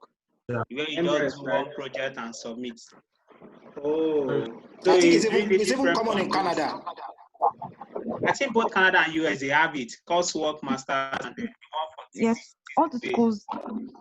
But then how often do those guys get just of courses and research, masters research. And then maybe reports. But if you are doing the main research one, then you have to sit down and write the proper thesis, which requires some level of research at master's level. And more also, I think Dr. Sam said most of the funding will go for those that are going for research-based masters, thesis-based masters, because they won't give funding for coursework. I don't know if you do, but I'm not sure about it. Okay. But let me explain it this way. Generally, some schools, many schools generally, of course, assign teaching assistants and all. But the real funding, the juicy ones are from the research grants. And they won't want to fund someone who just wants to do coursework and run away. Exactly. See, it's painful to them when their students run away. It's very painful to them. Okay. So they don't want to just collect money just to read 7 courses or 12 courses and you are gone. And you are gone. They want you to work. Like, it's like hiring you to work in the research lab, okay? So that's okay. Mental to like give back value. Sorry. Money spent on you. Okay, I think I have to go back to my drawing board. Yeah. So please, I think you need to include research. It's very important. The law. In fact, I was talking about that those professors will come to us. They will say, "I have funding. If I have people who want to do physics, I would have been telling them about."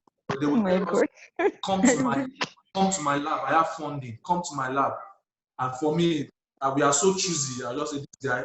Some of those white guys, see, they just come and say, "See, that guy he does not have time for a student. He does not do this." Even though those guys pay a lot, so they just say, "I can't go there. I can't go there. This and that." They will be begging us. "I have funding. Come to my lab. This. You will travel. You will have international." They will be learning us. So it's the funding. I mean, the research is the main thing. They won't be paying you if you just want to do coursework, read the exam, pass, and go. What have you done? Okay. Except I get external scholarship. Yeah. Except you get external. Okay, to add in, my question is about applying to multiple schools. So I finished from University of Lagos now. So when you the recommendation part, how do you go about getting a lecturer to set multiple schools? Like Mr. So is there a way around it? Dr. Sam, Mr. Osho, recommendation. Sorry, can I say something about that question? Yeah, please. Sure. Okay, so for getting recommendations, I think it depends. For me, as a person, I'm not someone that was so close and inclined to my lecturers back in school, even though I did first degree and master's in that same department. But I'm not someone that leaks the butt of lecturers up and down like some people do. Wow. But a few of them that I know. So a few of them that I know, I was able to reach out to them and they helped. But I'm someone that, you know, I like applied setting. I'm not the teaching lecturing type. I like going out. But so for my recommendations, some of my supervisors, for example, my project lead when I was in Lagos, even though I've left Lagos now, I've left that project. She wrote about 3 or 4 recommendations for me. My current place, my state program coordinator, the state project lead, even my director in Abuja wrote for me. You understand? So if you know you don't have that great relationship with lecturers back in school, if you are currently working, your supervisors, if you know they are the work you do is closely related to what you want to go and study in school, let them write for you and you'll be fine. Yeah. I think Let me say that. See, it's not a thing of pride to say you are not you don't have a relationship with your supervisors or with your. I mean, these guys are our mentors. Do you get? So I'm not saying it's bad, but as much as possible, if you've lost touch with any of your previous lecturers or the guys you think that can help you, try to build a relationship in a way. Maybe just send a call. Try to build a relationship, especially if you are currently doing masters and you're in Nigeria, or you are doing your PhD in Nigeria currently.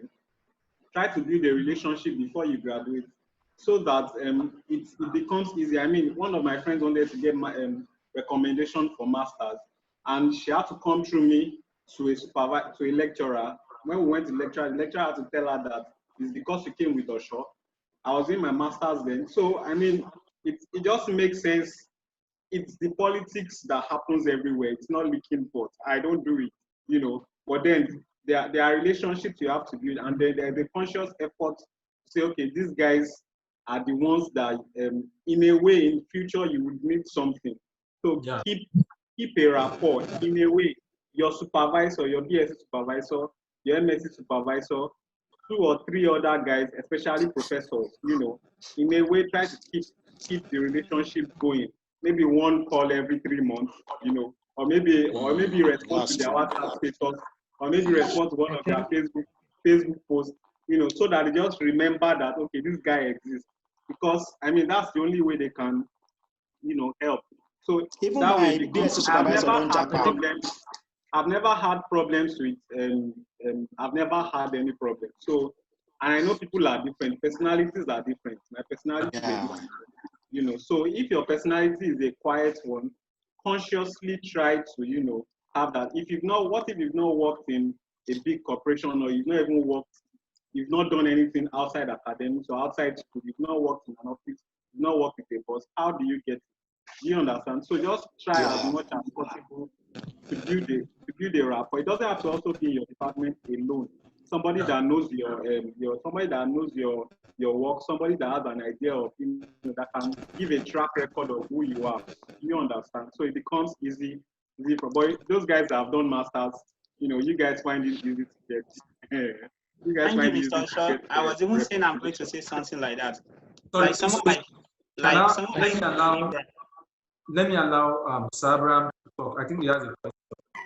Okay.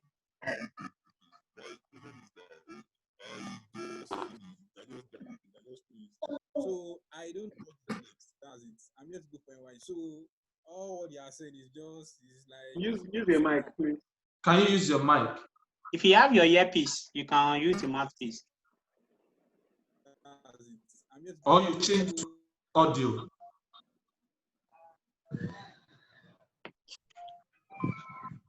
Okay. I want to add to the recommendation matter. Okay, please. Okay. As a current applicant, I think I can still talk about the recommendation letter. If you are going for maybe an old lecturer or someone that is not tech savvy, it's always difficult at times when you are applying to multiple schools. You might send them that they should fill it and they will I lose the love the mail. South African South John. African because I love the South Just African strategy because you nailed it. That's true. two of my They reference could not do Skype miss calls. it. They can't do so many of those things. So like last year, I said when I was introducing myself, I said I finished in 2018. I was serving last year. I had to leave Wadi down to Ogomosho, East, to go and see my lecturers. Jesus. And I was active. I was departmental fellowship president on my set, and I had interactions with one or two of the Christian lecturers. But then That's what it takes. when I got there, despite the fact that I got there and met them just less than a year, many of them are looking at me like, who is this? What are you trying to? I don't have time and things like that. Even my own personal supervisor told me that he's busy. And so I just went to the lecturer that stood in for me, never taught me. In fact, he just recently arrived from South Africa for his PhD.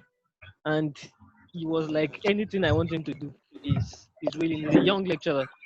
So the two people standing for me, they are young lecturers, and they fully understand the process. I think yes. And they studied outside. They didn't study in Nigeria. I discovered that those that were not willing, they were the ones that they are like Yoruba called the room of the system. They are telling me that why am I going out? What am I looking for outside? I just abandoned them. So the Jesus PhD holders that came back, and in fact, last week one of them sent a recommendation letter for me. I didn't inform him that I'm going to use him for a recommendation or anything. He received the mail and he filed it himself without even getting back to me whether he should do anything about it. So I think a young lecturer would be better. That's nice. Also, to add to what Mr. Shaw said, yeah, the truth is, someone like Abraham who just finished university, or like John who just finished, who is probably be that doing MIT or they just want to start, they might not get recommendation for employee. Okay, I had 4 years experience. I have people from my company, ex-company, who were ready to write at any time. And I also have 3 of my parents back home who can also write for me. The question is, for people who just left university or who are serving, they don't have employers or professionals. So they still need to go back to those guys. So that's why, like Mr. Shaw said, that form needs to be created. One way or the other, you will need them. And secondly, for those in sciences, okay, let me say for mathematics, I've seen in most cases, if you're applying for MSc or PhD in mathematics, be it in US, they will tell that at least 2 of your recommenders should be someone who can attest to your mathematical skills. Because you cannot say something about courses like your abstract algebra, courses like your applied maths, it might become an issue for them. And they can like, okay, somebody who is a lawyer now recommending for you, okay, what can he say? Okay, probably you can talk generally about your zeal to study further. But like the course requirement or one of the requirements where they said they want 1 or 2 lecturers who has taught you to say something about your mathematical skill, or somebody who can say something about your background in physics. So yeah, we are all different and we also have different personalities. But then we should keep this kind of relationship with those people. And we know, like John said, some of them that are old, they are not even willing to even assist. Some of them, they don't even want you to leave. So that's just it. Yeah, I don't know if I can add what I something. see now personally is because many lecturers I was teaching Nigeria too before leaving Nigeria. I know I've seen students who come to me for recommendation. Now, if you happen to teach sets over sets, different classes, large classes, you may not really know the faces just by saying them. And if you are not the type that scores exceptional scores, they may not really know your name. So there is a way you can build. If it is to do like that, what they call dobale, you know the way they call it in Nigerian universities now, do the dobale. When I see those my guys in department, I prostrate. You know those little type of prostrate now. They know. So, but almost all my applications, they were just writing. I will sit with them in the office. Sam, what should we write again? What do you think? Oh, Sam, this and that. I will send them monthly messages. I will send them every month on my list. I send them monthly messages. I let them know that I make the ego feel, I rub the ego on social media.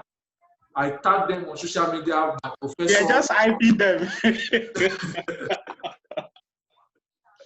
Politician. I don't know if I can add something to the issue of recommendation. Yeah, but I think in quotes it might look maybe unethical, but I think you wouldn't want to spend maybe $70 or $85 or $100 on application fee, and at the end of the day you are being rejected because your referee or the recommender did not actually put in something down. I could remember when I was making an application last year. Fortunately, I don't have problem with the issue of recommender because my lecturers, they're actually, my undergraduate lecturer, my master's lecturers, they're actually my guys. So I don't have issues with them. In short, when I apply, they submit that same day. So I don't even beg them at all. I don't even notify them. They already know it's me. But the thing is, it is maybe because they are very close to me, I make sure I see what they've written. We are so close, guys. We go out together. They're also doctors. So, but I try as much as possible to, my look on ethical, but these are recommendation letters carries a lot of weight. Yeah, exactly, in determining whether you'll be admitted or not. Last year, I was applying to a school in the US, and fortunately, one of the referees sent the letter to me that, Femi, do you like what you've written? I saw it. I put my hand on my head. This one is not going to the US at all. So because it's very close to me, you know, they don't have time to, they just look at a particular template and just, maybe a template they've been using for the past 5-6 years. They just copy it. And so fortunately, it did not submit. Then I told him, I said, sir, I hope you don't mind me restructuring this thing. He said, go ahead, it's fine. Then I did the best for myself. But the thing is, it doesn't come that way all the time. But the thing is, we need to build that rapport so that we actually have an idea of recommendation letter, especially to the US. I've not gotten any I've gotten admission to the US. That was last year, University of Texas, El Paso, but I wasn't given funding actually. But I've not been in the US, but I know what it takes to go there actually. So recommendation letter, it's something heavy. It's more than he's a good boy, he's hardworking, is punctual, all those things is more than that. They need. It goes beyond that, yes. Yeah, what are your research skills? How have you contributed to my class? And so all those things are very, very important. So please, it starts from having a very good rapport with those who are going to write it.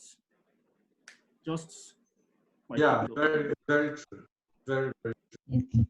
Okay, Bobby, and let's just hear from Abraham. What you want to say since that we can hear. Okay, what I wanted to say was that I'm talking about I just finished, so I don't know what to do. I start praying for GRE, or what should I do next? Or the things I should be doing? That's what I want to know. Start preparing for GRE now. Can you hear me? Let's start preparing for GRE now. Okay, I start preparing for GRE. Yes. Do you have materials? I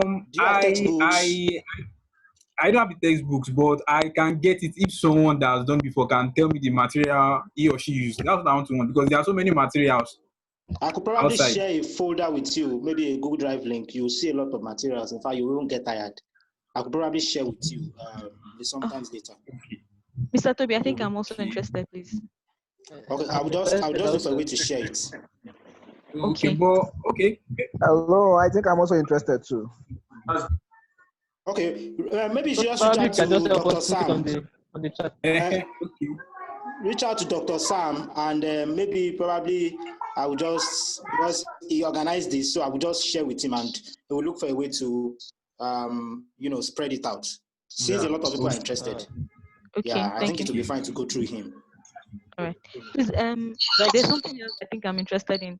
I don't know if anybody can share a draft or something of a recommendation letter, because I actually have issues with the content of recommendation letters. I don't have the luxury of editing. I have a little bit of rapport with my lecturers, but I don't have the luxury of editing, and they tend to be older people. So please, I don't know if anyone can release or just send something that can be used, so I know how to even talk to them, please. Who wants to share draft? I know in US there are categories: strong, big, fair, and all those stuff. Many of our lecturers don't know. Some words that they use actually connote that recommendation is big. They don't know. They just think they are doing stuff. Oluwafemi, you said you wrote something beautiful. Can you help with some drafts? Yeah. She can just drop her email address. Then People are already dropping email address in the chat. You can drop your email address in the chat. Okay, I'll do that just now. Yeah. So you can get. All right. So that we can end this meeting, we continue, just continue on and on and on. But let everyone, before we end, just drop email address. I'll be the one to close it up, so I will pack up the email address. Those who need to see it, like Alawade, Oluwafemi, will be able to send those that need to send. So really, it's been a nice talk. I really love it, and I know that this will motivate everyone. Thank you for doing this. You're welcome. Thank you so much. Thank It's been you very much. Thank you. God continue to bless you. Mr. Sam, thank you very much. We really appreciate this. You're welcome. Thank you, Mr. Sam. You are the best. Thank you, Mr. Sam. Thank you, Still sir. haven't answered when next Thank will you have so this much, too. Mr. Sam. We really appreciate it. Thank you, Mr. Sam. Thank you, sister. So somebody was suggesting how often. I don't know, but I know going through my schedule, the earliest it can be cannot be earlier than like monthly, but I don't know how it will go. But we get back on Twitter, discuss those things. How often should we do it? I know it cannot be more often than 1 month. Either 1 month, once a month, whichever way. Because to track our progress, it's very important when we have people tracking our progress. We don't feel relaxed. We know that someone is going to ask, how far have you gone with DRF? For example, if we have a new meeting, I'll be asking Sir Abraham, how far have you gone with your GRE preparation? Those are the questions I'll be asking. So we will see how we can go in that direction too. And of course, we know that as we get better individually, Nigeria is getting better too gradually. It's just because one of the problems we have in Nigeria, for example, is people are not some of those looters even have a proper education, so it's all about values. But we are going to get better for ourselves, and that's why we need to keep encouraging one another. I want to appreciate you for staying long this way. I mean, all the way to this point is so nice for you to see, hear your voice, see Isaac, see Joy again, everybody. I'm so excited. So I would love to follow everybody here on Twitter. If there's anybody I'm not following yet on Twitter, I try to follow as much as possible those who we have same direction. I don't want someone to So I would love if there's anyone that I've not followed, please once you get back on Twitter, just tag me on anything that you attended to. Straight away, I'm following you. We are following each other bumper to bumper. we push ourselves into success. Yeah. Also. So I All think right, we thank you. end the meeting. I will just wait to close the door and exit. All right, thank you. See you. Thank you, sir. Thank you, Mr. Regards to Sam. your Thank wife you, and your lovely Mr. son. Osho. Yeah. Mr. Isaac, Thank you, Uncle Sam. And Mr. Osho, Mr. Isaac. Mr. Isaac. Everyone. Mr. The Toby, other, thank you the so other much. Samuel, I think he has left. Bye-bye. Okay, see you. Bye. Bye. Thank you All very right. much. Bye. Thank you, sir. All right, Sir Bye. Richard. I greet you, sir. Well done, sir.